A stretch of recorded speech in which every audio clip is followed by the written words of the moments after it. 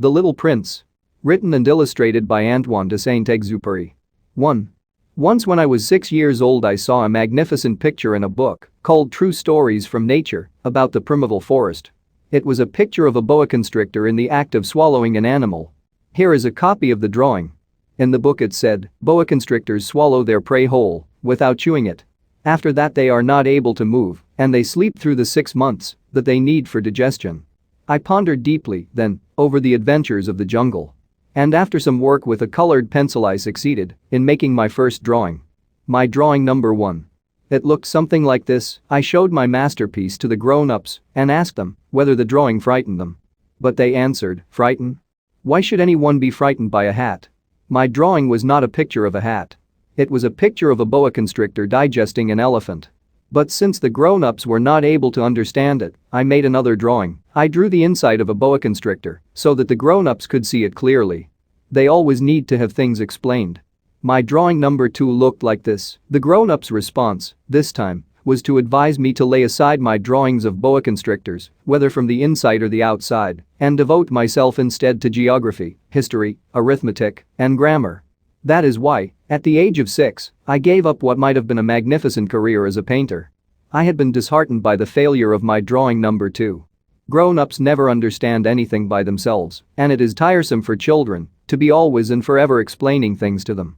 So then I chose another profession and learned to pilot airplanes. I have flown a little over all parts of the world, and it is true that geography has been very useful to me. At a glance I can distinguish China from Arizona. If one gets lost in the night, such knowledge is valuable. In the course of this life I have had a great many encounters with a great many people who have been concerned with matters of consequence. I have lived a great deal among grown-ups. I have seen them intimately, close at hand. And that hasn't much improved my opinion of them. Whenever I met one of them who seemed to me at all clear-sighted, I tried the experiment of showing him my drawing number 1, which I have always kept.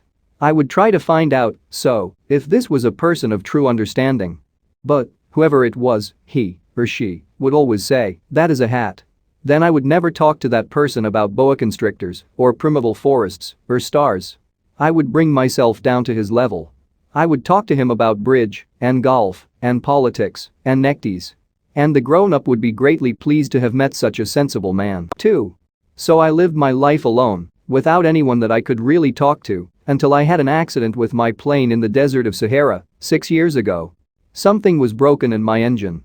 And as I had with me neither a mechanic nor any passengers, I set myself to attempt the difficult repairs all alone. It was a question of life or death for me. I had scarcely enough drinking water to last a week. The first night, then, I went to sleep on the sand, 1,000 miles from any human habitation. I was more isolated than a shipwrecked sailor on a raft in the middle of the ocean. Thus you can imagine my amazement at sunrise when I was awakened by an odd little voice. It said, if you please, draw me a sheep. What? Draw me a sheep? I jumped to my feet, completely thunderstruck. I blinked my eyes hard. I looked carefully all around me. And I saw a most extraordinary small person who stood there examining me with great seriousness. Here you may see the best portrait that, later, I was able to make of him.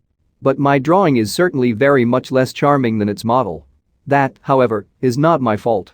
The grown-ups discouraged me in my painter's career when I was 6 years old, and I never learned to draw anything except boas from the outside and boas from the inside. Now I stared at this sudden apparition with my eyes fairly starting out of my head in astonishment. Remember, I had crashed in the desert 1,000 miles from any inhabited region. And yet my little man seemed neither to be straying uncertainly among the sands, nor to be fainting from fatigue, or hunger or thirst or fear. Nothing about him gave any suggestion of a child lost in the middle of the desert, 1,000 miles from any human habitation. When at last I was able to speak, I said to him, but, what are you doing here? And an answer he repeated, very slowly, as if he were speaking of a matter of great consequence. If you please draw me a sheep. When a mystery is too overpowering, one dare not disobey. Absurd as it might seem to me, 1,000 miles from any human habitation and in danger of death, I took out of my pocket a sheet of paper and my fountain pen. But then I remembered how my studies had been concentrated on geography, history, arithmetic and grammar, and I told the little chap, a little crossly, too, that I did not know how to draw. He answered me. That doesn't matter. Draw me a sheep. But I had never drawn a sheep. So I drew for him one of the two pictures I had drawn so often. It was that of the boa constrictor from the outside. And I was astounded to hear the little fellow greet it with, "No, no, no. I do not want an elephant inside a boa constrictor. A boa constrictor is a very dangerous creature, and an elephant is very cumbersome. Where I live, everything is very small. What I need is a sheep. Draw me a sheep." So then I made a drawing. He looked at it carefully, then he said, "No. This sheep is already very sickly. Make me another." So I made another drawing. My friend smiled gently and indulgently. "You see yourself," he said, "that this is not a sheep. This is a ram. It has horns." So then I did my drawing over once more. But it was rejected too, just like the others. "This one is too old. I want a sheep that will live a long time." By this time my patience was exhausted because I was in a hurry to start taking my engine apart. So I tossed off this drawing. And I threw out an explanation with it. "This is only his box. The sheep you asked for is inside." I was very surprised to see a light break over the face of my young judge. "That is exactly the way I wanted it. Do you think that this sheep will have to have a great deal of grass?" "Why? Because where I live everything is very small. There will surely be enough grass for him," I said. "It is a very small sheep that I have given you." He bent his head over the drawing. "Not so small that, look. He has gone to sleep." And that is how I made the acquaintance of the little prince. 3.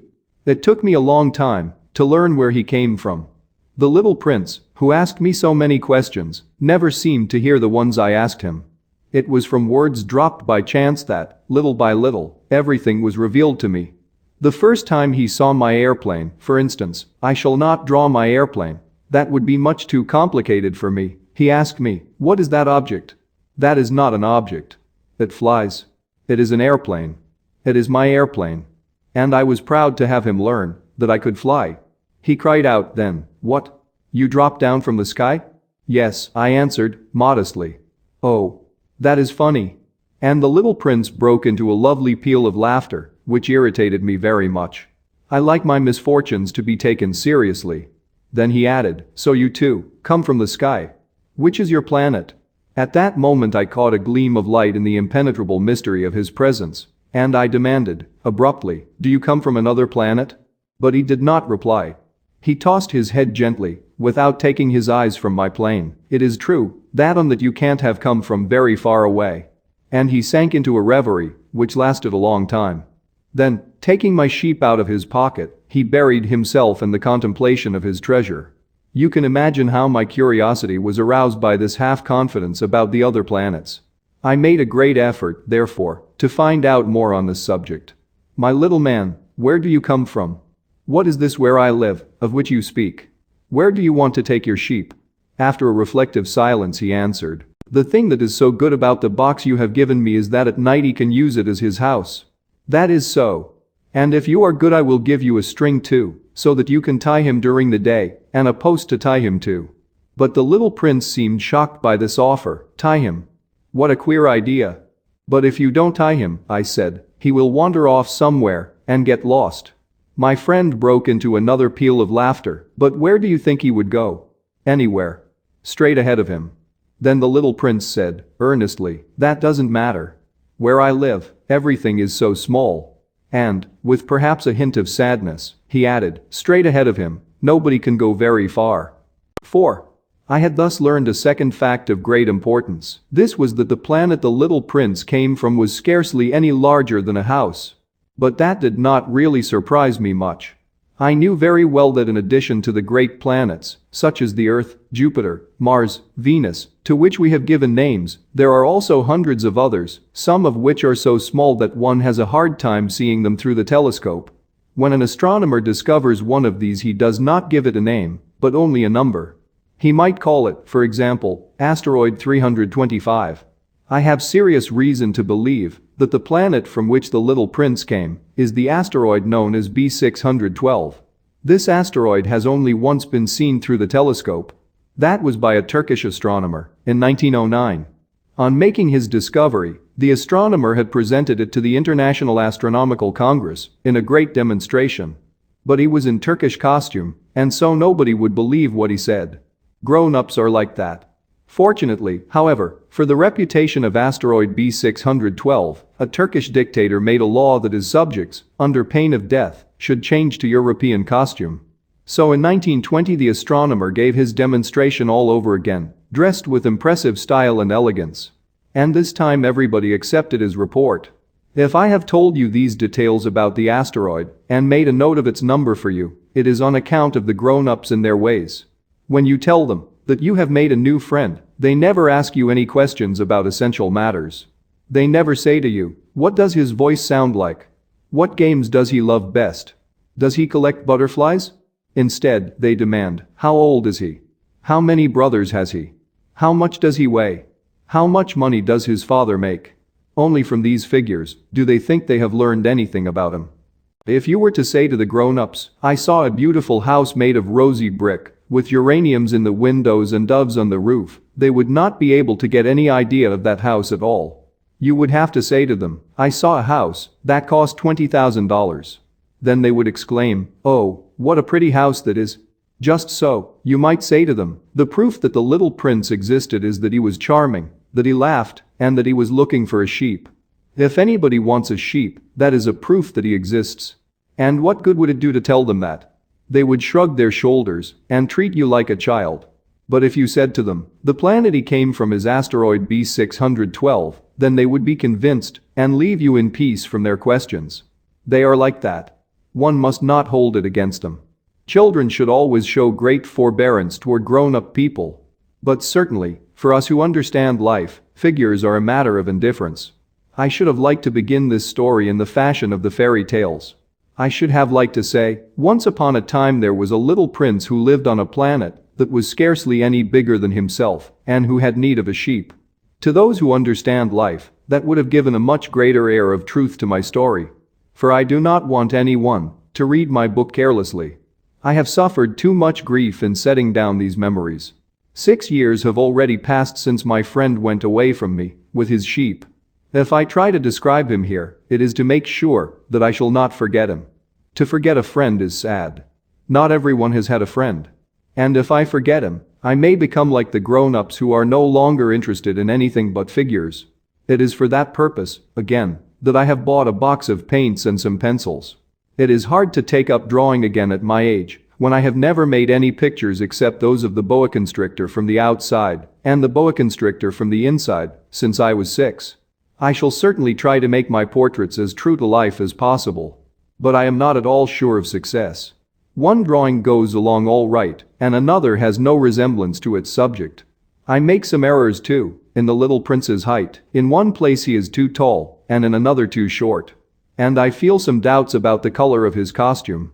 So I fumble along as best I can, now good, now bad, and I hope generally fair to middling. In certain more important details I shall make mistakes, also. But that is something that will not be my fault. My friend never explained anything to me. He thought, perhaps, that I was like himself. But I, alas, do not know how to see sheep through the walls of boxes. Perhaps I am a little like the grown-ups. I have had to grow old. 5. As each day passed I would learn, in our talk, something about the little prince's planet, his departure from it, his journey. The information would come very slowly, as it might chance to fall from his thoughts. It was in this way that I heard, on the 3rd day, about the catastrophe of the baobabs. This time, once more, I had the sheep to thank for it. For the little prince asked me abruptly, as if seized by a grave doubt, it is true, isn't it, that sheep eat little bushes? Yes, that is true. Ah. I am glad. I did not understand why it was so important that sheep should eat little bushes. But the little prince added, then it follows that they also eat baobabs? I pointed out to the little prince that baobabs were not little bushes, but, on the contrary, trees as big as castles, and that even if he took a whole herd of elephants away with him, the herd would not eat up one single baobab. The idea of the herd of elephants made the little prince laugh. We would have to put them one on top of the other, he said. But he made a wise comment, before they grow so big, the baobabs start out by being little. That is strictly correct, I said. But why do you want the sheep to eat the little baobabs? He answered me at once, oh, come, as if he were speaking of something that was self-evident. And I was obliged to make a great mental effort to solve this problem, without any assistance. Indeed, as I learned, there were on the planet where the little prince lived, as on all planets, good plants and bad plants. In consequence, there were good seeds from good plants and bad seeds from bad plants. But seeds are invisible. They sleep deep in the heart of the earth's darkness until someone among them is seized with the desire to awaken. Then this little seed will stretch itself and begin, timidly at first, to push a charming little sprig inoffensively upward toward the sun. If it is only a sprout of radish or the sprig of a rose bush, one would let it grow wherever it might wish. But when it is a bad plant, one must destroy it as soon as possible, the very first instant that one recognizes it. Now there were some terrible seeds on the planet that was the home of the little prince, and these were the seeds of the baobab. The soil of that planet was infested with them. A baobab is something you will never be able to get rid of if you attend to it too late. It spreads over the entire planet. It bores clear through it with its roots. And if the planet is too small and the baobabs are too many, they split it in pieces. It is a question of discipline, the little prince said to me later on. When you've finished your own toilet in the morning, then it is time to attend to the toilet of your planet, just so, with the greatest care. You must see to it that you pull up regularly all the baobabs at the very first moment when they can be distinguished from the rose bushes which they resemble so closely in their earliest youth. It is very tedious work, the little prince added, but very easy. And one day he said to me, you ought to make a beautiful drawing so that the children where you live can see exactly how all this is. That would be very useful to them if they were to travel someday. Sometimes, he added, there is no harm in putting off a piece of work until another day. But when it is a matter of baobabs, that always means a catastrophe. I knew a planet that was inhabited by a lazy man. He neglected 3 little bushes. So, as the little prince described it to me, I have made a drawing of that planet. I do not much like to take the tone of a moralist. But the danger of the baobabs is so little understood, and such considerable risks would be run by anyone who might get lost on an asteroid, that for once I am breaking through my reserve. Children, I say plainly, watch out for the baobabs.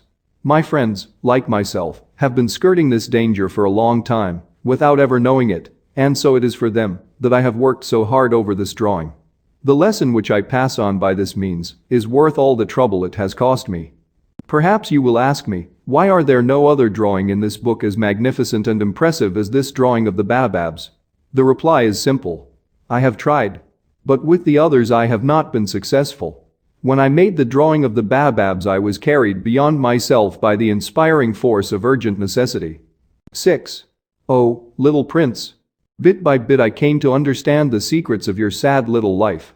For a long time you had found your only entertainment in the quiet pleasure of looking at the sunset. I learned that new detail on the morning of the 4th day, when you said to me, I am very fond of sunsets. Come, let us go look at a sunset now. But we must wait, I said. Wait? For what? For the sunset. We must wait until it is time. At first you seemed to be very much surprised. And then you laughed to yourself. You said to me, I am always thinking that I am at home. Just so. Everybody knows that when it is noon in the United States the sun is setting over France. If you could fly to France in 1 minute, you could go straight into the sunset, right from noon.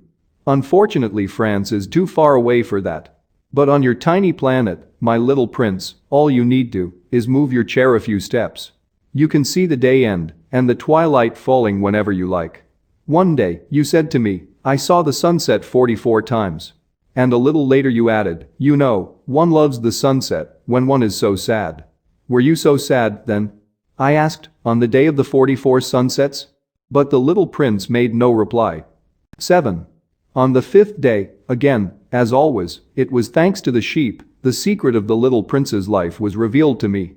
Abruptly, without anything to lead up to it, and as if the question had been born of long and silent meditation on his problem, he demanded, a sheep, if it eats little bushes, does it eat flowers too? A sheep, I answered, eats anything it finds in its reach. Even flowers that have thorns? Yes, even flowers that have thorns. Then the thorns, what use are they? I did not know. At that moment I was very busy trying to unscrew a bolt that had got stuck in my engine. I was very much worried, for it was becoming clear to me that the breakdown of my plane was extremely serious. And I had so little drinking water left that I had to fear for the worst. The thorns, what use are they? The little prince never let go of a question, once he had asked it. As for me, I was upset over that bolt. And I answered with the first thing that came into my head, the thorns are of no use at all. Flowers have thorns just for spite. Oh. There was a moment of complete silence. Then the little prince flashed back at me, with a kind of resentfulness. I don't believe you. Flowers are weak creatures. They are naive. They reassure themselves as best they can. They believe that their thorns are terrible weapons. I did not answer. At that instant I was saying to myself, if this bolt still won't turn, I am going to knock it out with the hammer. Again the little prince disturbed my thoughts. And you actually believe that the flowers? Oh, no. I cried. No, no, no. I don't believe anything. I answered you with the first thing that came into my head. Don't you see, I am very busy with matters of consequence. He stared at me, thunderstruck. Matters of consequence. He looked at me there, with my hammer in my hand, my fingers black with engine grease, bending down over an object which seemed to him extremely ugly. You talk just like the grown-ups. That made me a little ashamed. But he went on, relentlessly, you mix everything up together. You confuse everything. He was really very angry. He tossed his golden curls in the breeze. I know a planet where there is a certain red-faced gentleman. He has never smelled a flower. He has never looked at a star. He has never loved anyone. He has never done anything in his life but add up figures. And all day he says over and over, just like you, I am busy with matters of consequence. And that makes him swell up with pride. But he is not a man, he is a mushroom. A what? A mushroom. The little prince was now white with rage. The flowers have been growing thorns for millions of years. For millions of years the sheep have been eating them just the same. And is it not a matter of consequence to try to understand why the flowers go to so much trouble to grow thorns which are never of any use to them? Is the warfare between the sheep and the flowers not important? Is this not of more consequence than a fat red-faced gentleman's sums?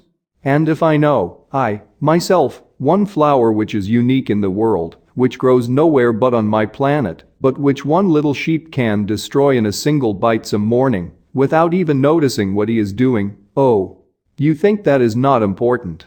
His face turned from white to red as he continued, if someone loves a flower, of which just one single blossom grows in all the millions and millions of stars, it is enough to make him happy, just to look at the stars. He can say to himself, somewhere, my flower is there. But if the sheep eats the flower, in one moment all his stars will be darkened. And you think that is not important? He could not say anything more. His words were choked by sobbing.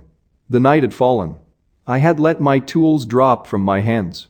Of what moment now was my hammer, my bolt, or thirst, or death? On one star, one planet, my planet, the earth, there was a little prince to be comforted. I took him in my arms and rocked him. I said to him, the flower that you love is not in danger. I will draw you a muzzle for your sheep. I will draw you a railing to put around your flower. I will. I did not know what to say to him. I felt awkward and blundering. I did not know how I could reach him, where I could overtake him, and go on hand in hand with him once more. It is such a secret place, the land of tears. 8. I soon learned to know this flower better. On the little prince's planet the flowers had always been very simple. They had only one ring of petals. They took up no room at all. They were a trouble to nobody. One morning they would appear in the grass, and by night they would have faded peacefully away.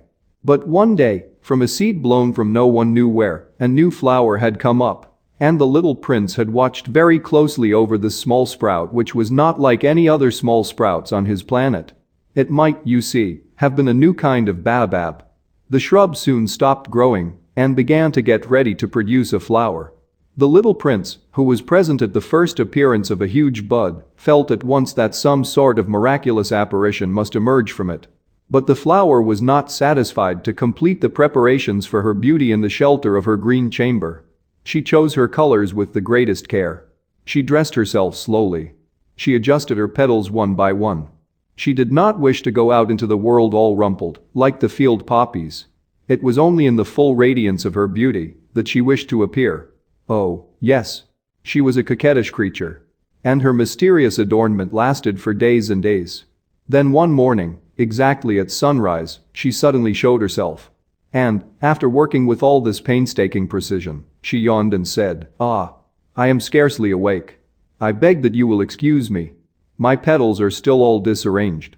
But the little prince could not restrain his admiration. "Oh. How beautiful you are." "Am I not?" the flower responded, sweetly. "And I was born at the same moment as the sun." The little prince could guess easily enough that she was not any too modest, but how moving and exciting she was. "I think it is time for breakfast," she added an instant later. "If you would have the kindness to think of my needs." And the little prince, completely abashed, went to look for a sprinkling can of fresh water. So, he tended the flower.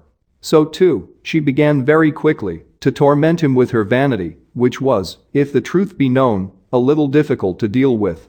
One day, for instance, when she was speaking of her 4 thorns, she said to the little prince, "Let the tigers come with their claws." "There are no tigers on my planet," the little prince objected. "And, anyway, tigers do not eat weeds." "I am not a weed," the flower replied, sweetly. "Please excuse me. I am not at all afraid of tigers," she went on, "but I have a horror of drafts." "I suppose you wouldn't have a screen for me?" "A horror of drafts, that is bad luck for a plant," remarked the little prince, and added to himself, "This flower is a very complex creature. At night I want you to put me under a glass globe. It is very cold where you live. In the place I came from." But she interrupted herself at that point. She had come in the form of a seed. She could not have known anything of any other worlds. Embarrassed over having let herself be caught on the verge of such a naive untruth, she coughed 2 or 3 times in order to put the little prince in the wrong. "The screen? I was just going to look for it when you spoke to me." Then she forced her cough a little more so that he should suffer from remorse just the same. So the little prince, in spite of all the goodwill that was inseparable from his love, had soon come to doubt her. He had taken seriously words which were without importance, and it made him very unhappy. "I ought not to have listened to her," he confided to me one day. "One never ought to listen to the flowers. One should simply look at them and breathe their fragrance. Mine perfumed all my planet. But I did not know how to take pleasure in all her grace. This tale of claws, which disturbed me so much, should only have filled my heart with tenderness and pity." And he continued his confidences. "The fact is that I did not know how to understand anything. I ought to have judged by deeds and not by words. She cast her fragrance and her radiance over me. I ought never to have run away from her. I ought to have guessed all the affection that lay behind her poor little stratagems. Flowers are so inconsistent. But I was too young to know how to love her." 9. I believe that for his escape he took advantage of the migration of a flock of wild birds. On the morning of his departure he put his planet in perfect order. He carefully cleaned out his active volcanoes. He possessed 2 active volcanoes, and they were very convenient for heating his breakfast in the morning. He also had 1 volcano that was extinct. But, as he said, one never knows. So he cleaned out the extinct volcano too. If they are well cleaned out, volcanoes burn slowly and steadily, without any eruptions. Volcanic eruptions are like fires in a chimney. On our Earth we are obviously much too small to clean out our volcanoes.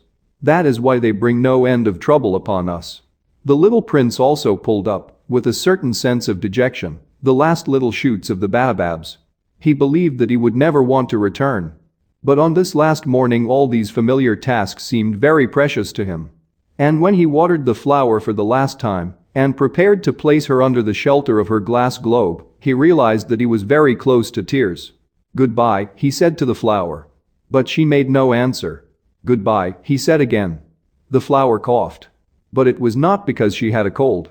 "I have been silly," she said to him, at last. "I ask your forgiveness. Try to be happy." He was surprised by this absence of reproaches. He stood there all bewildered, the glass globe held arrested in midair. He did not understand this quiet sweetness. "Of course I love you," the flower said to him. "It is my fault that you have not known it all the while. That is of no importance. But you have been just as foolish as I try to be happy. Let the glass globe be. I don't want it anymore. But the wind, my cold is not so bad as all that. The cool night air will do me good. I am a flower. But the animals, well, I must endure the presence of 2 or 3 caterpillars if I wish to become acquainted with the butterflies. It seems that they are very beautiful. And if not the butterflies and the caterpillars, who will call upon me? You will be far away. As for the large animals, I am not at all afraid of any of them.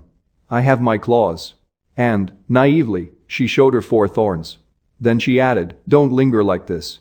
You have decided to go away. Now go. For she did not want him to see her crying. She was such a proud flower. 10. He found himself in the neighborhood of the asteroids 325, 326, 327, 328, 329, and 330. He began, therefore, by visiting them in order to add to his knowledge. The first of them was inhabited by a king. Clad in royal purple and ermine, he was seated upon a throne which was at the same time both simple and majestic. Ah! Here is a subject, exclaimed the king when he saw the little prince coming. And the little prince asked himself, how could he recognize me when he had never seen me before? He did not know how the world is simplified for kings. To them, all men are subjects. Approach, so that I may see you better, said the king, who felt consumingly proud of being at last a king over somebody. The little prince looked everywhere to find a place to sit down, but the entire planet was crammed and obstructed by the king's magnificent ermine robe. So he remained standing upright, and, since he was tired, he yawned. It is contrary to etiquette to yawn in the presence of a king, the monarch said to him. I forbid you to do so. I can't help it. I can't stop myself, replied the little prince, thoroughly embarrassed. I have come on a long journey, and I have had no sleep. Ah, then, the king said. I order you to yawn. It is years since I have seen anyone yawning. Yawns, to me, are objects of curiosity. Come, now. Yawn again. It is an order. That frightens me. I cannot anymore, murmured the little prince, now completely abashed. Hum. Replied the king. Then I order you sometimes to yawn and sometimes to. He sputtered a little and seemed vexed. For what the king fundamentally insisted upon was that his authority should be respected. He tolerated no disobedience. He was an absolute monarch. But, because he was a very good man, he made his orders reasonable. If I ordered a general, he would say, by way of example, if I ordered a general to change himself into a seabird, and if the general did not obey me, that would not be the fault of the general. It would be my fault. May I sit down? Came now a timid inquiry from the little prince. I order you to do so, the king answered him, and majestically gathered in a fold of his ermine mantle. But the little prince was wondering. The planet was tiny. Over what could this king really rule? Sire, he said to him, I beg that you will excuse my asking you a question. I order you to ask me a question, the king hastened to assure him. Sire, over what do you rule? Over everything, said the king, with magnificent simplicity. Over everything? The king made a gesture, which took in his planet, the other planets, and all the stars. Over all that? Asked the little prince. Over all that, the king answered. For his rule was not only absolute. It was also universal. And the stars obey you? Certainly they do, the king said. They obey instantly. I do not permit insubordination. Such power was a thing for the little prince to marvel at. If he had been master of such complete authority, he would have been able to watch the sunset, not 44 times in one day, but 72, or even 100, or even 200 times, without ever having to move his chair. And because he felt a bit sad as he remembered his little planet which he had forsaken, he plucked up his courage to ask the king a favor. I should like to see a sunset. Do me that kindness. Order the sun to set.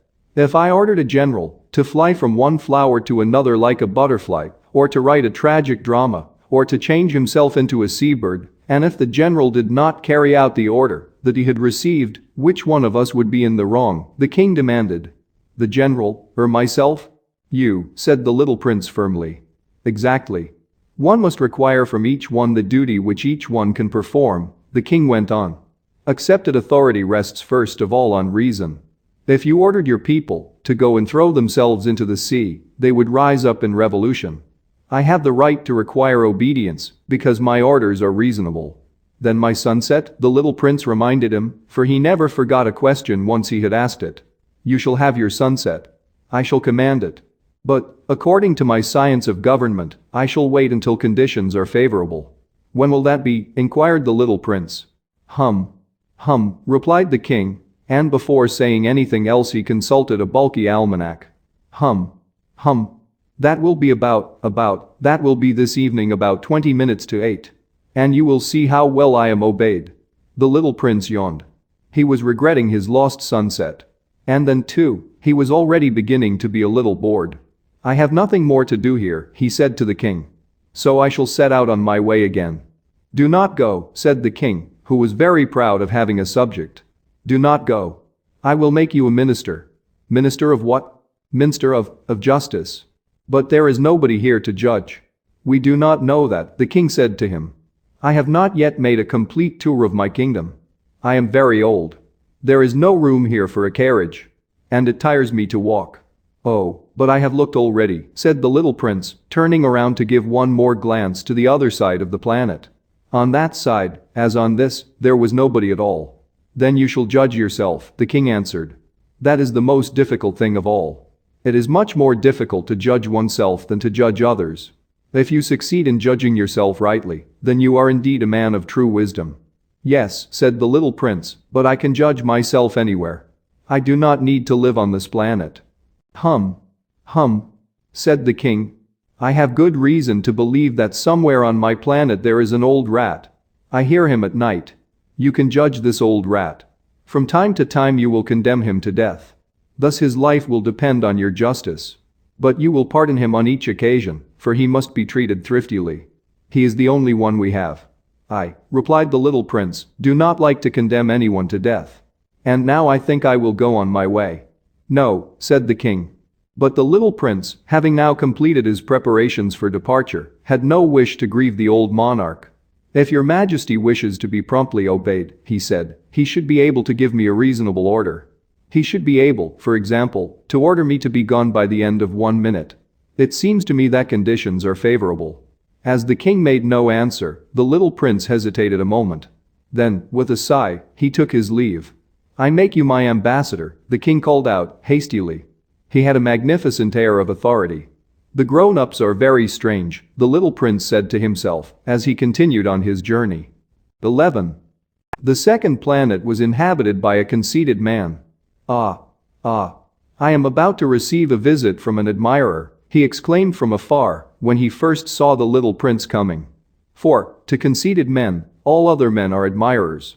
"Good morning," said the little prince. "That is a queer hat you are wearing." "It is a hat for salutes," the conceited man replied. "It is to raise and salute when people acclaim me. Unfortunately, nobody at all ever passes this way." "Yes," said the little prince, who did not understand what the conceited man was talking about. "Clap your hands, one against the other," the conceited man now directed him. The little prince clapped his hands. The conceited man raised his hat in a modest salute. "This is more entertaining than the visit to the king," the little prince said to himself. And he began again to clap his hands, one against the other. The conceited man again raised his hat in salute. After 5 minutes of this exercise, the little prince grew tired of the game's monotony. "And what should one do to make the hat come down?" he asked. But the conceited man did not hear him. Conceited people never hear anything but praise. "Do you really admire me very much?" he demanded of the little prince. "What does that mean, admire?" "To admire means that you regard me as the handsomest, the best dressed, the richest, and the most intelligent man on this planet. But you are the only man on your planet. Do me this kindness. Admire me just the same." "I admire you," said the little prince, shrugging his shoulders slightly, "but what is there in that to interest you so much?" And the little prince went away. "The grown-ups are certainly very odd," he said to himself as he continued on his journey.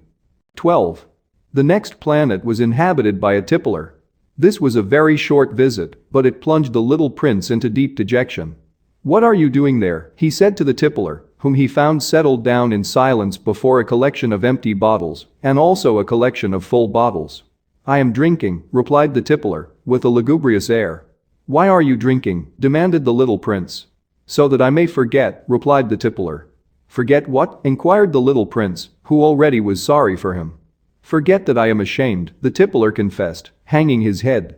"Ashamed of what?" insisted the little prince, who wanted to help him. "Ashamed of drinking." The tippler brought his speech to an end and shut himself up in an impregnable silence.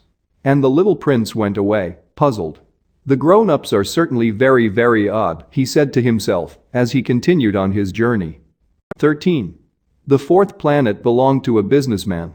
This man was so much occupied that he did not even raise his head at the little prince's arrival. "Good morning," the little prince said to him. "Your cigarette has gone out. 3 and 2 make 5. 5 and 7 make 12. 12 and 3 make 15. Good morning. 15 and 7 make 22. 22 and 6 make 28. I haven't time to light it again. 26 and 5 make 31. Phew. Then that makes 501,622,731. 500 million what?" asked the little prince. Are you still there? 501 million. I can't stop. I have so much to do. I am concerned with matters of consequence. I don't amuse myself with balderdash. 2 and 5 make 7. 501 million what?" repeated the little prince, who never in his life had let go of a question once he had asked it. The businessman raised his head. "During the 54 years that I have inhabited this planet, I have been disturbed only 3 times. The first time was 22 years ago, when some giddy goose fell from goodness knows where. He made the most frightful noise that resounded all over the place, and I made 4 mistakes in my addition. The second time, 11 years ago, I was disturbed by an attack of rheumatism. I don't get enough exercise. I have no time for loafing. The third time, well, this is it. I was saying, then, 501 millions. Millions of what?" The businessman suddenly realized that there was no hope of being left in peace until he answered this question. "Millions of those little objects," he said, "which one sometimes sees in the sky. Flies? Oh, no. Little glittering objects.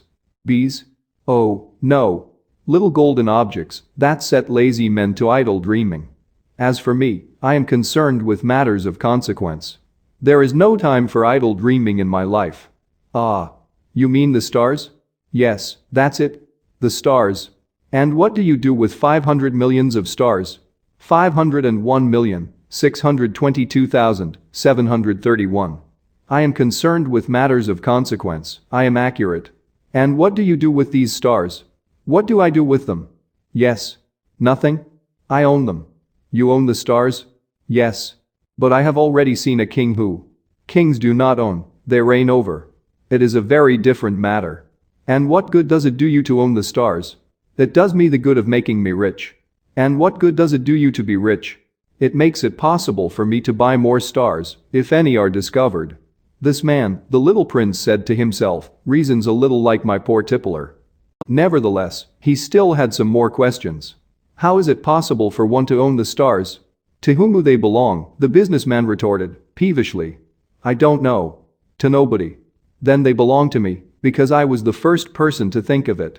Is that all that is necessary? Certainly. When you find a diamond that belongs to nobody, it is yours. When you discover an island that belongs to nobody, it is yours. When you get an idea before anyone else, you take out a patent on it, it is yours. So with me, I own the stars, because nobody else before me ever thought of owning them. Yes, that is true, said the little prince. And what do you do with them? I administer them, replied the businessman. I count them and recount them. It is difficult. But I am a man who is naturally interested in matters of consequence. The little prince was still not satisfied. If I owned a silk scarf, he said, I could put it around my neck and take it away with me. If I owned a flower, I could pluck that flower and take it away with me. But you cannot pluck the stars from heaven. No. But I can put them in the bank. Whatever does that mean? That means that I write the number of my stars on a little paper. And then I put this paper in a drawer and lock it with a key. And that is all? That is enough, said the businessman. It is entertaining, thought the little prince. It is rather poetic. But it is of no great consequence.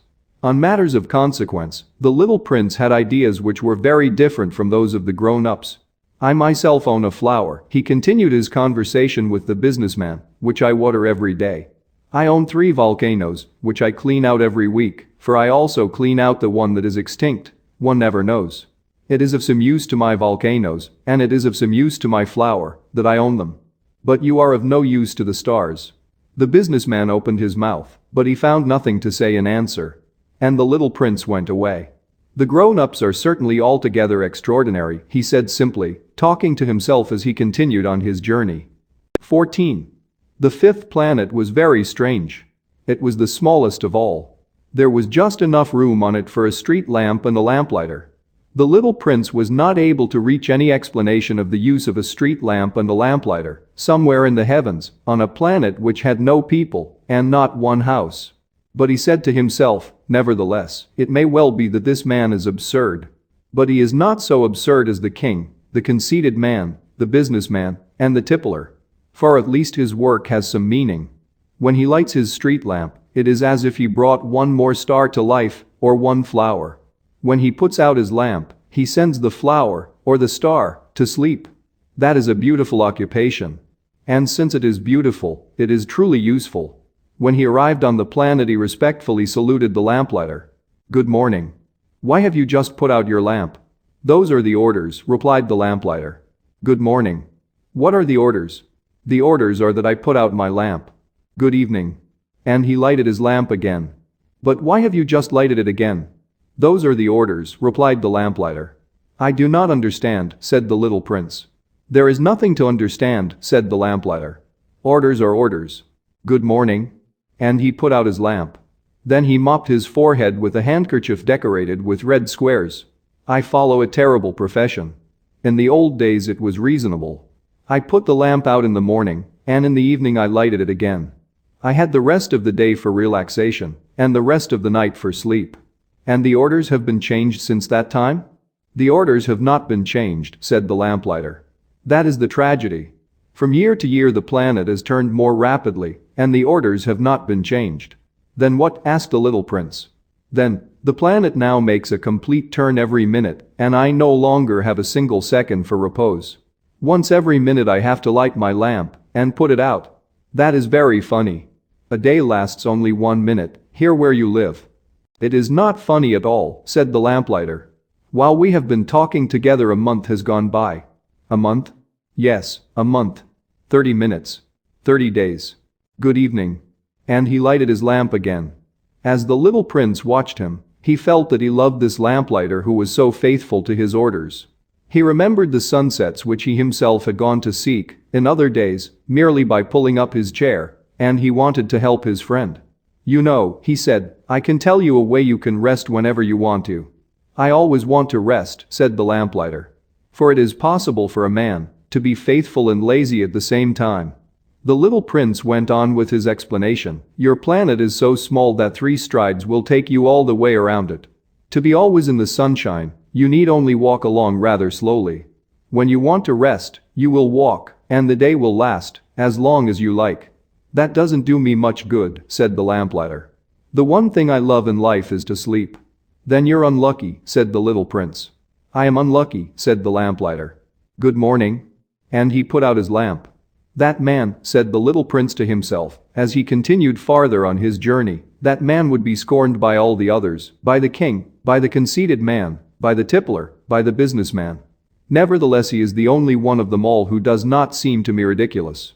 Perhaps that is because he is thinking of something else besides himself." He breathed a sigh of regret and said to himself, again, "That man is the only one of them all whom I could have made my friend. But his planet is indeed too small. There is no room on it for 2 people." What the little prince did not dare confess was that he was sorry most of all to leave this planet because it was blessed every day with 1440 sunsets. 15. The 6th planet was 10 times larger than the last one. It was inhabited by an old gentleman who wrote voluminous books. "Oh, look! Here is an explorer," he exclaimed to himself when he saw the little prince coming.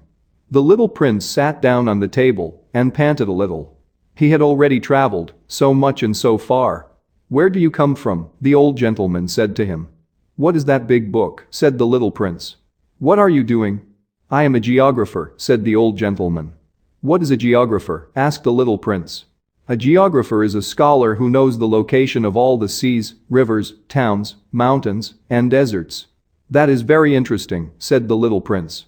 "Here at last is a man who has a real profession." And he cast a look around him at the planet of the geographer. It was the most magnificent and stately planet that he had ever seen. "Your planet is very beautiful," he said. "Has it any oceans?" "I couldn't tell you," said the geographer.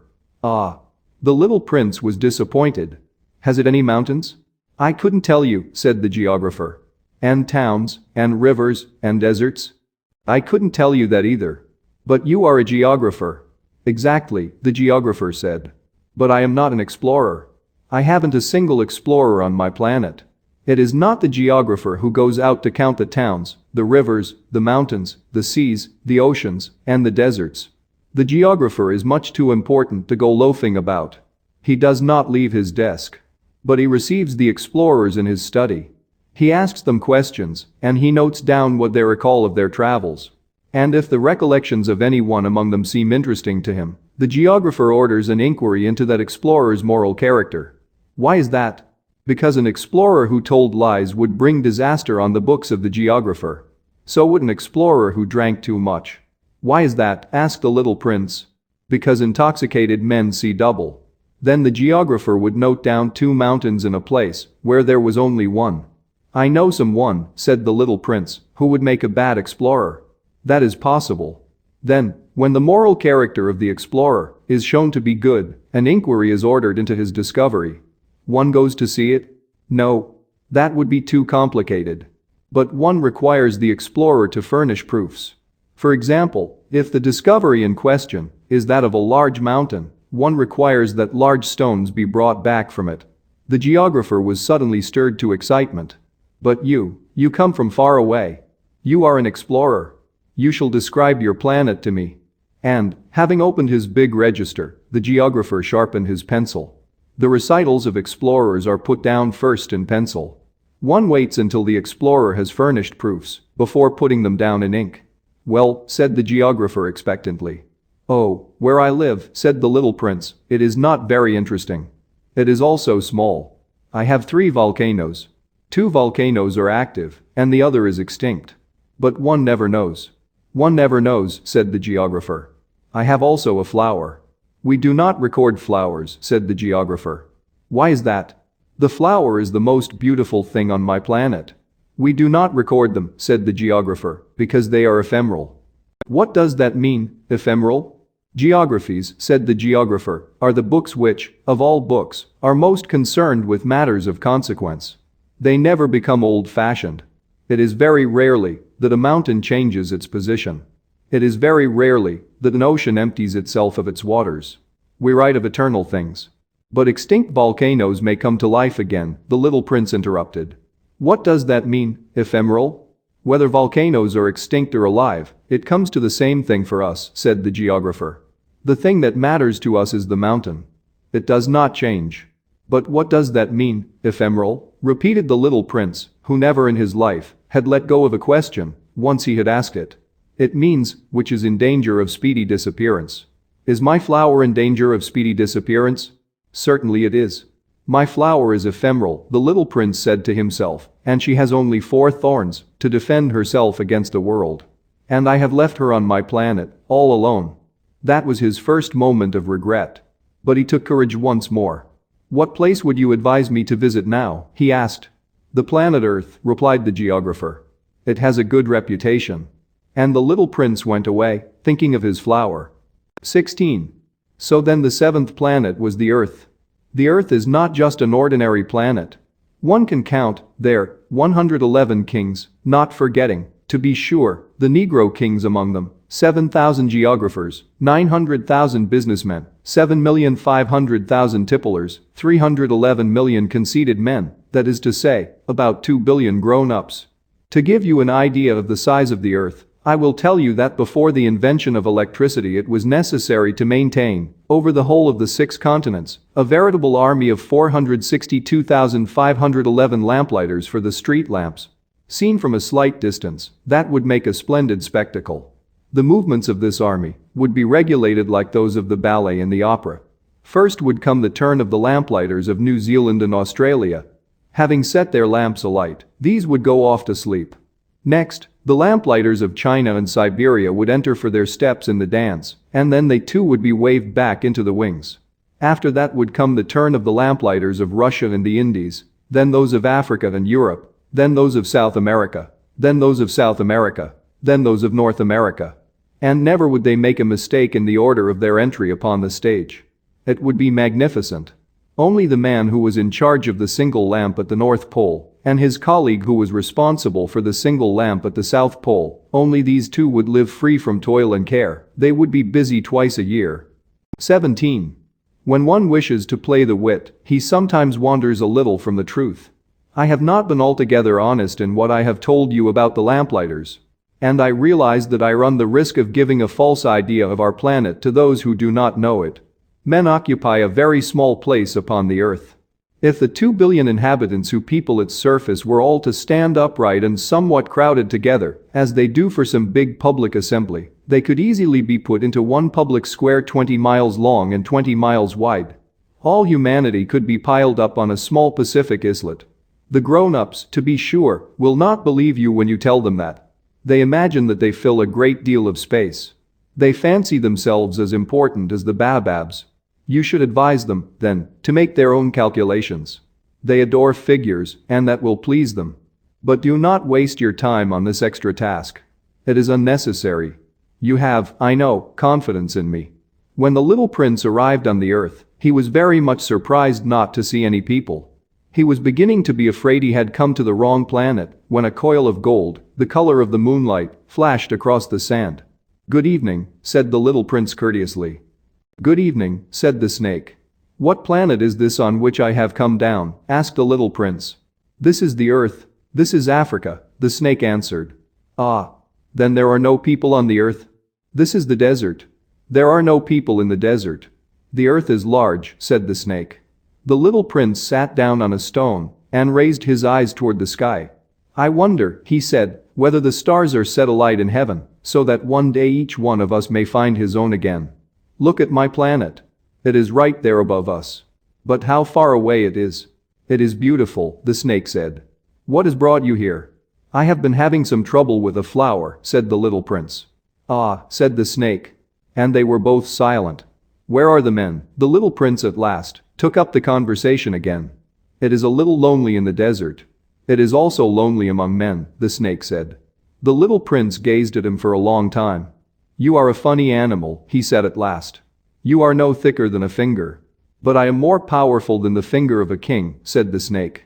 The little prince smiled. "You are not very powerful. You haven't even any feet. You cannot even travel." "I can carry you farther than any ship could take you," said the snake. He twined himself around the little prince's ankle, like a golden bracelet. "Whomever I touch, I send back to the earth from whence he came," the snake spoke again. "But you are innocent and true, and you come from a star." The little prince made no reply. "You move me to pity, you are so weak on this earth made of granite," the snake said. "I can help you, someday, if you grow too homesick for your own planet." "I can, oh. I understand you very well," said the little prince. "But why do you always speak in riddles?" "I solved them all," said the snake. And they were both silent. 18. The little prince crossed the desert and met with only one flower. It was a flower with 3 petals, a flower of no account at all. "Good morning," said the little prince. "Good morning," said the flower. "Where are the men?" the little prince asked, politely. The flower had once seen a caravan passing. "Men," she echoed. "I think there are 6 or 7 of them in existence. I saw them several years ago. But one never knows where to find them. The wind blows them away. They have no roots, and that makes their life very difficult." "Goodbye," said the little prince. "Goodbye," said the flower. 19. After that, the little prince climbed a high mountain. The only mountains he had ever known were the 3 volcanoes, which came up to his knees. And he used the extinct volcano as a footstool. From a mountain as high as this one, he said to himself, "I shall be able to see the whole planet at one glance, and all the people."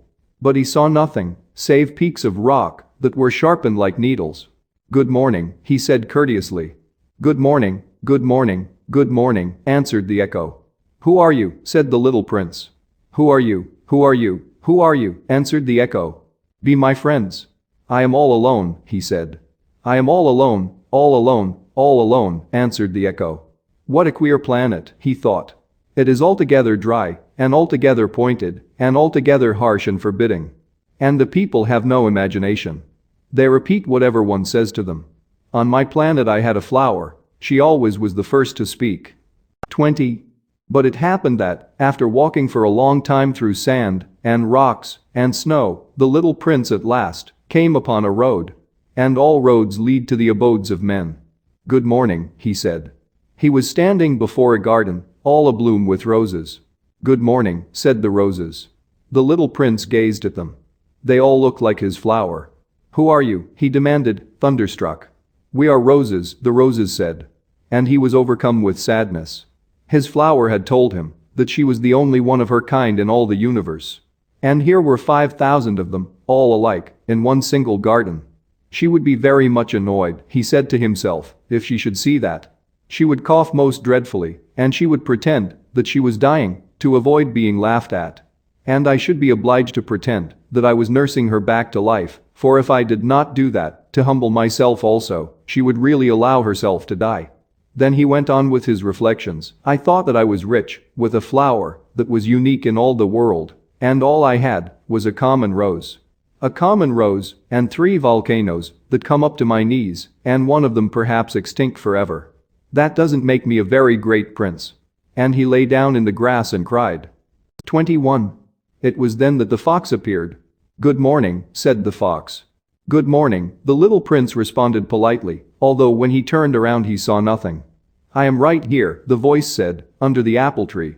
Who are you? Asked the little prince, and added, you are very pretty to look at. I am a fox, the fox said. Come and play with me, proposed the little prince. I am so unhappy. I cannot play with you, the fox said. I am not tamed. Ah. Please excuse me, said the little prince. But, after some thought, he added, what does that mean, tame? You do not live here, said the fox. What is it that you are looking for? I am looking for men, said the little prince. What does that mean, tame? Men, said the fox. They have guns, and they hunt. It is very disturbing. They also raise chickens. These are their only interests. Are you looking for chickens? No, said the little prince. I am looking for friends. What does that mean, tame? It is an act too often neglected, said the fox.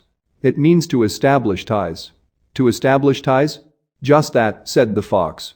To me, you are still nothing more than a little boy who is just like 100,000 other little boys. And I have no need of you. And you, on your part, have no need of me. To you, I am nothing more than a fox like 100,000 other foxes. But if you tame me, then we shall need each other. To me, you will be unique in all the world. To you, I shall be unique in all the world. I am beginning to understand, said the little prince. There is a flower. I think that she has tamed me. It is possible, said the fox. On the earth one sees all sorts of things. Oh, but this is not on the earth, said the little prince. The fox seemed perplexed and very curious. On another planet? Yes. Are there hunters on that planet? No. Ah, that is interesting. Are there chickens? No. Nothing is perfect, sighed the fox. But he came back to his idea. My life is very monotonous, the fox said. I hunt chickens. Men hunt me. All the chickens are just alike, and all the men are just alike. And, in consequence, I am a little bored. But if you tame me, it will be as if the sun came to shine on my life. I shall know the sound of a step that will be different from all the others. Other steps send me hurrying back underneath the ground. Yours will call me, like music, out of my burrow. And then look, you see the grain fields down yonder? I do not eat bread. Wheat is of no use to me. The wheat fields have nothing to say to me. And that is sad. But you have hair that is the color of gold. Think how wonderful that will be when you have tamed me. The grain, which is also golden, will bring me back the thought of you. And I shall love to listen to the wind in the wheat. The fox gazed at the little prince for a long time. Please, tame me, he said. I want to, very much, the little prince replied. But I have not much time. I have friends to discover, and a great many things to understand. One only understands the things that one tames, said the fox. Men have no more time to understand anything. They buy things already made at the shops. But there is no shop anywhere where one can buy friendship, and so men have no friends anymore. If you want a friend, tame me. What must I do to tame you? Asked the little prince. You must be very patient, replied the fox. First you will sit down at a little distance from me, like that, in the grass. I shall look at you out of the corner of my eye, and you will say nothing. Words are the source of misunderstandings. But you will sit a little closer to me, every day. The next day the little prince came back. It would have been better to come back at the same hour, said the fox. If, for example, you come at 4 o'clock in the afternoon, Then at 3 o'clock I shall begin to be happy. I shall feel happier and happier as the hour advances. At 4 o'clock, I shall already be worrying and jumping about. I shall show you how happy I am. But if you come at just any time, I shall never know at what hour my heart is to be ready to greet you. One must observe the proper rites. What is a rite? Asked the little prince. Those also are actions too often neglected, said the fox. They are what make one day different from other days, 1 hour from other hours. There is a rite, for example, among my hunters.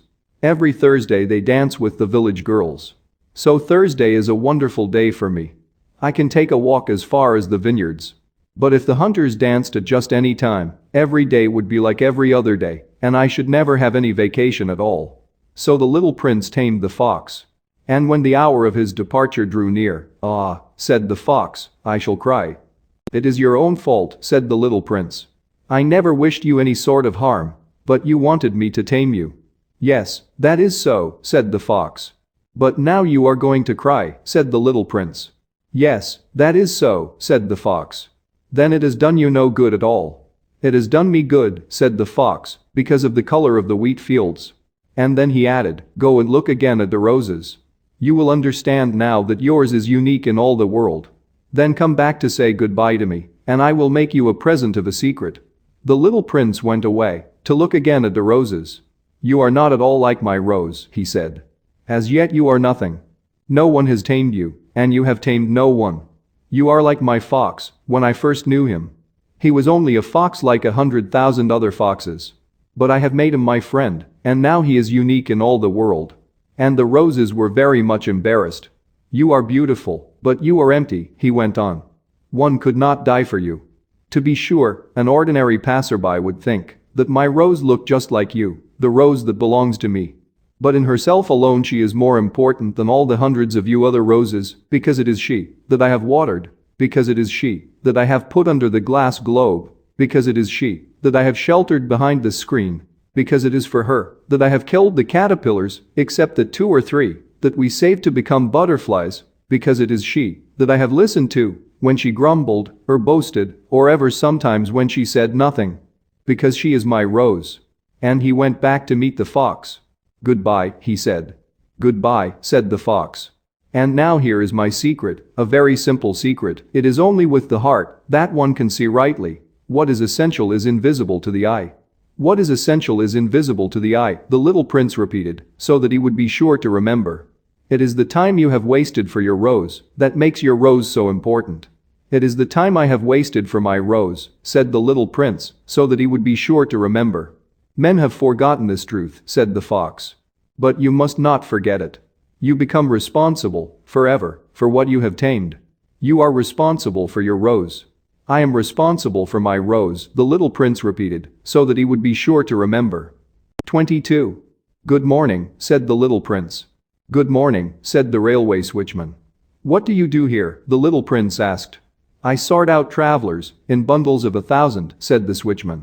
"I send off the trains that carry them, now to the right, now to the left." And a brilliantly lighted express train shook the switchman's cabin as it rushed by with a roar like thunder.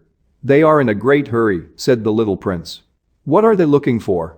"Not even the locomotive engineer knows that," said the switchman. And a second brilliantly lighted express thundered by, in the opposite direction. "Are they coming back already?" demanded the little prince. "These are not the same ones," said the switchman. "It is an exchange." "Were they not satisfied where they were?" asked the little prince. "No one is ever satisfied where he is," said the switchman. And they heard the roaring thunder of a third brilliantly lighted express. "Are they pursuing the first travelers?" demanded the little prince. "They are pursuing nothing at all," said the switchman. "They are asleep in there, or if they are not asleep they are yawning. Only the children are flattening their noses against the window panes. Only the children know what they are looking for," said the little prince.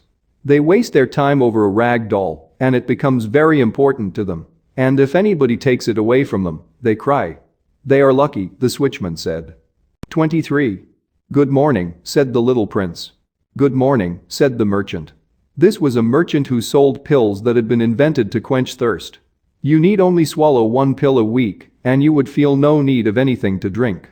"Why are you selling those?" asked the little prince. "Because they save a tremendous amount of time," said the merchant. Computations have been made by experts. With these pills, you save 53 minutes in every week. And what do I do with those 53 minutes? Anything you like.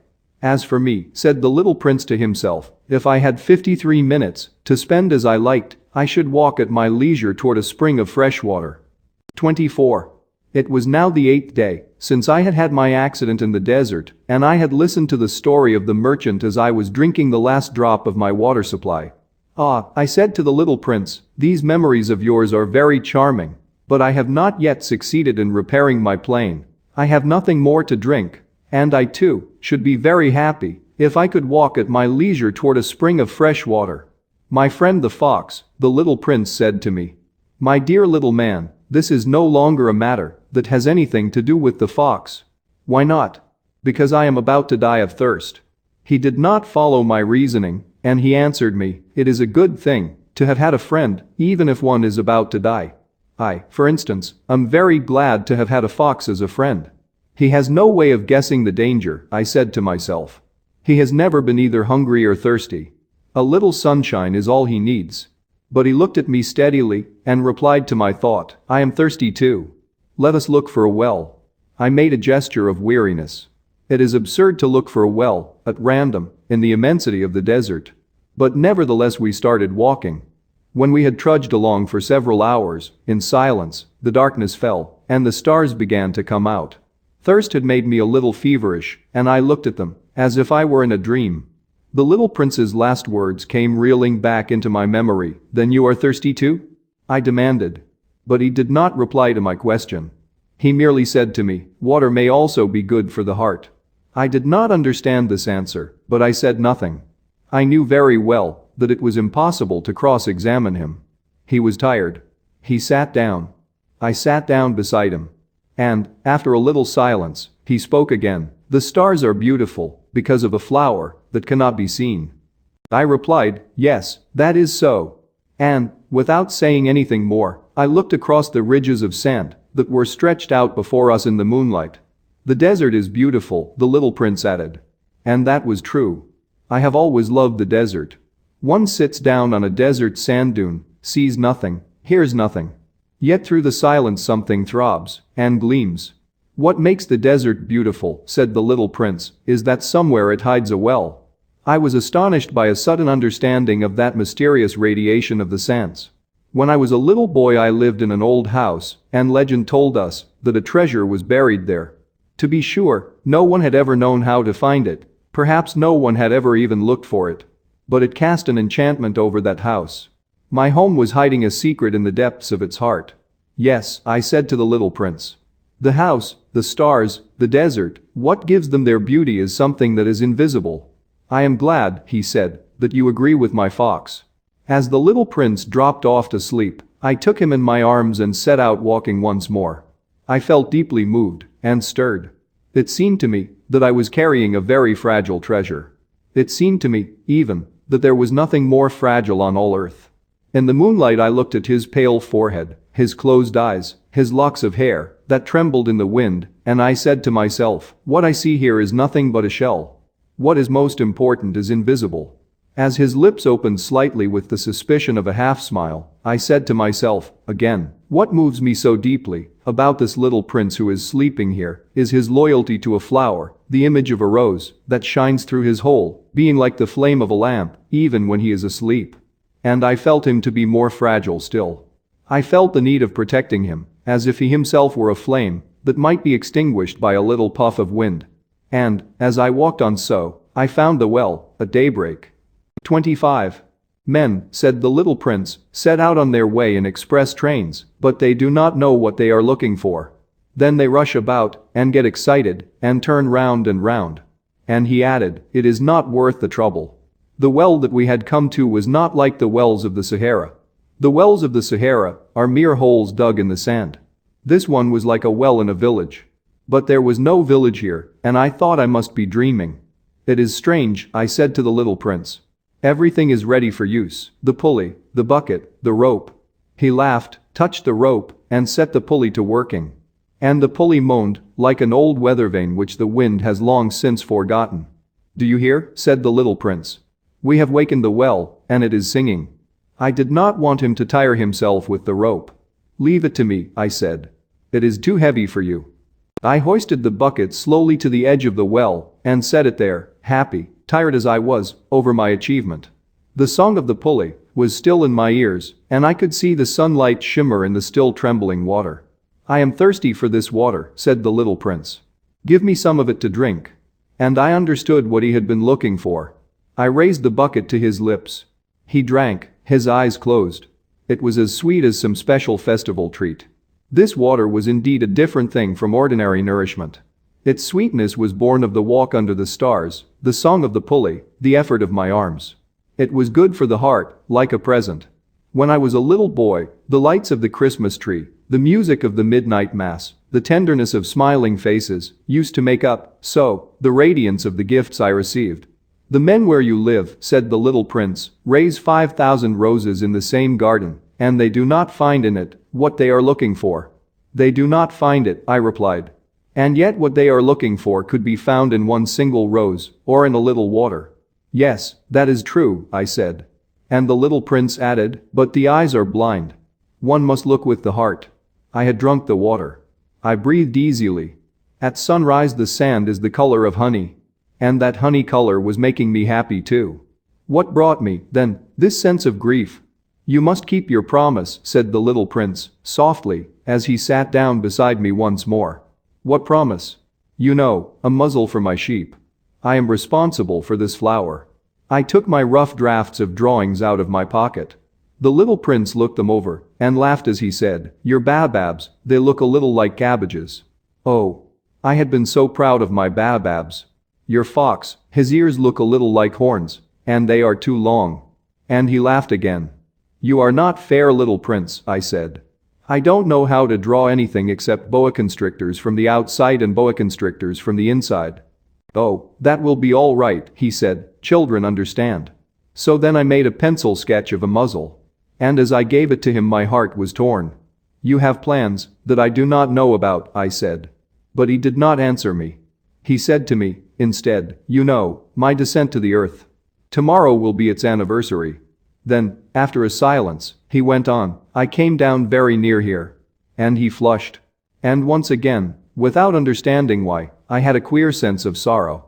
One question, however, occurred to me, then it was not by chance that on the morning when I first met you, a week ago, you were strolling along like that, all alone, 1,000 miles from any inhabited region? You were on your back to the place where you landed? The little prince flushed again. And I added, with some hesitancy, perhaps it was because of the anniversary? The little prince flushed once more. He never answered questions, but when one flushes does that not mean yes? "Ah," I said to him, "I am a little frightened," but he interrupted me. "Now you must work. You must return to your engine. I will be waiting for you here. Come back tomorrow evening." But I was not reassured. I remembered the fox. One runs the risk of weeping a little if one lets himself be tamed. 26. Beside the well there was the ruin of an old stone wall. When I came back from my work, the next evening, I saw from some distance away my little prince sitting on top of a wall, with his feet dangling. And I heard him say, "Then you don't remember.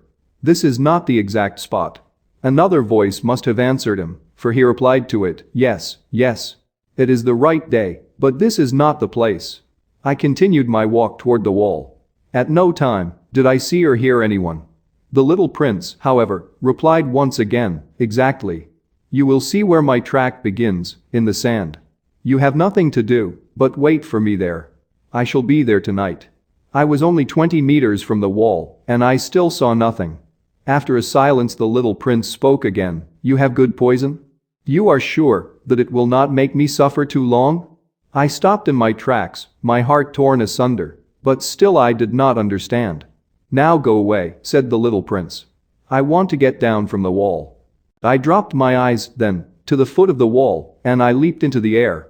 There before me, facing the little prince, was one of those yellow snakes that take just 30 seconds to bring your life to an end. Even as I was digging into my pocket to get out my revolver I made a running step back.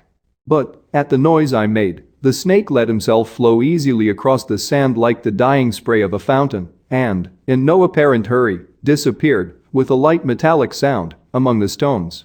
I reached the wall just in time to catch my little man in my arms. His face was white as snow. "What does this mean?" I demanded. "Why are you talking with snakes?" I had loosened the golden muffler that he always wore. I had moistened his temples and had given him some water to drink. And now I did not dare ask him any more questions. He looked at me very gravely and put his arms around my neck. I felt his heart beating like the heart of a dying bird shot with someone's rifle. "I am glad that you have found what was the matter with your engine," he said. "Now you can go back home." "How do you know about that?" I was just coming to tell him that my work had been successful beyond anything that I had dared to hope. He made no answer to my question, but he added, "I too am going back home today." Then, sadly, "It is much farther. It is much more difficult." I realized clearly that something extraordinary was happening. I was holding him close in my arms, as if he were a little child, and yet it seemed to me that he was rushing headlong toward an abyss from which I could do nothing to restrain him. His look was very serious, like someone lost far away. "I have your sheep. And I have the sheep's box. And I have the muzzle." And he gave me a sad smile. I waited a long time. I could see that he was reviving little by little. "Dear little man," I said to him, "you are afraid." He was afraid, there was no doubt about that. But he laughed lightly. "I shall be much more afraid this evening." Once again I felt myself frozen by the sense of something irreparable. And I knew that I could not bear the thought of never hearing that laughter anymore. For me, it was like a spring of fresh water in the desert. "Little man," I said, "I want to hear you laugh again." But he said to me, "Tonight, it will be a year." My star, then, can be found right above the place where I came to the earth a year ago. "Little man," I said, "tell me that it is only a bad dream, this affair of the snake, and the meeting place, and the star." But he did not answer my plea. He said to me, instead, "The thing that is important is the thing that is not seen." Yes, I know. It is just as it is with the flower. If you love a flower that lives on a star, it is sweet to look at the sky at night. All the stars are abloom with flowers. Yes, I know. It is just as it is with the water. Because of the pulley and the rope, what you gave me to drink was like music. You remember how good it was? Yes, I know. And at night you will look up at the stars. Where I live everything is so small that I cannot show you where my star is to be found. It is better like that. My star will just be one of the stars for you. And so you will love to watch all the stars in the heavens. They will all be your friends. And, besides, I am going to make you a present. He laughed again. "Ah, little prince, dear little prince. I love to hear that laughter. That is my present. Just that. It will be as it was when we drank the water." "What are you trying to say?" "All men have the stars," he answered, "but they are not the same things for different people. For some, who are travelers, the stars are guides. For others they are no more than little lights in the sky. For others, who are scholars, they are problems. For my businessman they were wealth. But all these stars are silent. You alone, will have the stars as no one else has them." "What are you trying to say?" "In one of the stars I shall be living. In one of them, I shall be laughing. And so it will be as if all the stars were laughing when you look at the sky at night. You, only you, will have stars that can laugh." And he laughed again. "And when your sorrow is comforted, time soothes all sorrows, you will be content that you have known me. You will always be my friend. You will want to laugh with me. And you will sometimes open your window, so, for that pleasure. And your friends will be properly astonished to see you laughing as you look up at the sky. Then you will say to them, 'Yes, the stars always make me laugh.' And they will think you are crazy. It will be a very shabby trick that I shall have played on you." And he laughed again. "It will be as if, in place of the stars, I had given you a great number of little bells that knew how to laugh. And he laughed again. Then he quickly became serious. "Tonight, you know. Do not come." "I shall not leave you," I said. "I shall look as if I were suffering. I shall look a little as if I were dying. It is like that. Do not come to see that. It is not worth the trouble. I shall not leave you." But he was worried. "I tell you, it is also because of the snake. He must not bite you. Snakes, they are malicious creatures. This one might bite you just for fun. I shall not leave you." But a thought came to reassure him. "It is true that they have no more poison for a second bite. That night I did not see him set out on his way. He got away from me without making a sound. When I succeeded in catching up with him, he was walking along with a quick and resolute step. He said to me merely, "Ah. You are there." And he took me by the hand. But he was still worrying. "It was wrong of you to come. You will suffer. I shall look as if I were dead, and that will not be true." I said nothing. "You understand. It is too far. I cannot carry this body with me. It is too heavy." I said nothing. "But it will be like an old abandoned shell. There is nothing sad about old shells." I said nothing. He was a little discouraged. But he made one more effort. "You know, it will be very nice. I too shall look at the stars. All the stars will be wells with a rusty pulley. All the stars will pour out fresh water for me to drink." I said nothing. "That will be so amusing. You will have 500 million little bells, and I shall have 500 million springs of fresh water." And he too said nothing more, because he was crying. "Here it is. Let me go on by myself."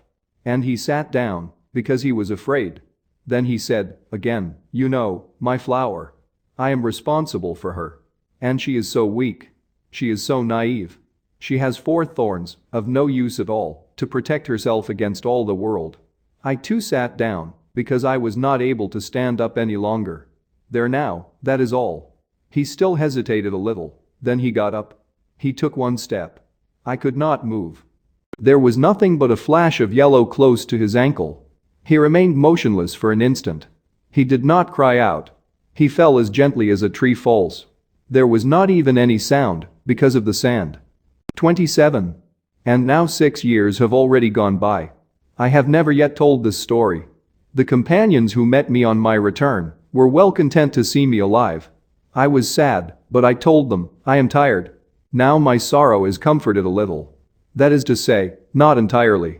But I know that he did go back to his planet, because I did not find his body at daybreak. It was not such a heavy body. And at night I love to listen to the stars. It is like 500 million little bells. But there is one extraordinary thing. When I drew the muzzle for the little prince, I forgot to add the leather strap to it. He will never have been able to fasten it on his sheep. So now I keep wondering, what is happening on his planet? Perhaps the sheep has eaten the flower. At one time I say to myself, surely not.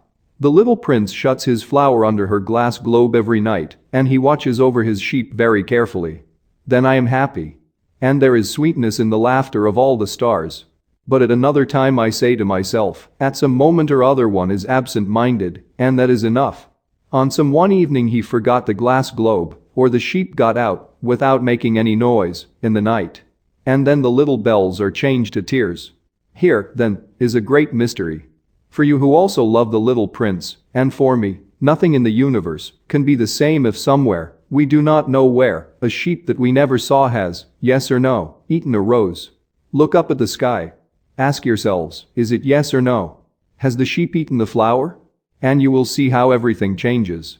And no grown-up will ever understand that this is a matter of so much importance. This is, to me, the loveliest and saddest landscape in the world. It is the same as that on the preceding page, but I have drawn it again to impress it on your memory. It is here that the little prince appeared on earth and disappeared.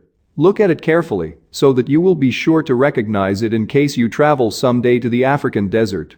And, if you should come upon this spot, please do not hurry on. Wait for a time, exactly under the star. Then, if a little man appears who laughs, who has golden hair, and who refuses to answer questions, you will know who he is. If this should happen, please comfort me. Send me word that he has come back.